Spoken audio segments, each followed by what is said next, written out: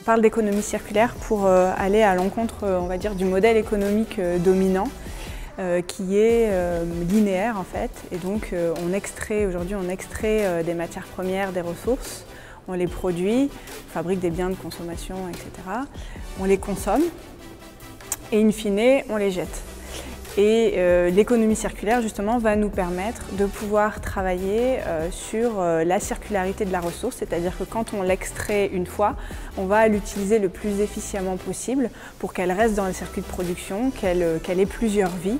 Et donc l'objectif, ça va être vraiment de diminuer au maximum le gaspillage et d'avoir un impact positif sur l'environnement et d'allier aussi, parce que voilà, c'est tout le principe de l'économie circulaire, d'allier vraiment les enjeux économiques et de montrer qu'on a un modèle économique qui peut être viable tout en réduisant la consommation de ressources et en ayant un impact positif sur l'environnement.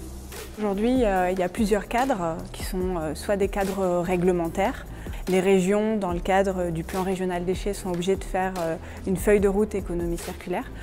Ensuite, il y a plein de politiques publiques qui permettent effectivement aux collectivités de se saisir de l'économie circulaire et de l'intégrer dans les planifications comme le SCOT, les PLU, etc.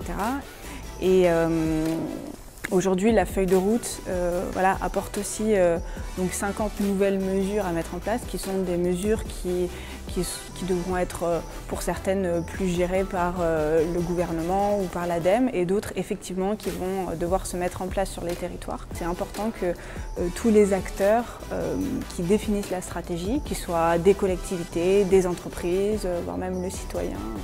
Et on ne peut pas faire d'économie circulaire si on n'a pas rassemblé cet écosystème d'acteurs qui va pouvoir faire avancer le projet. C'est la base et il faut vraiment commencer par ça.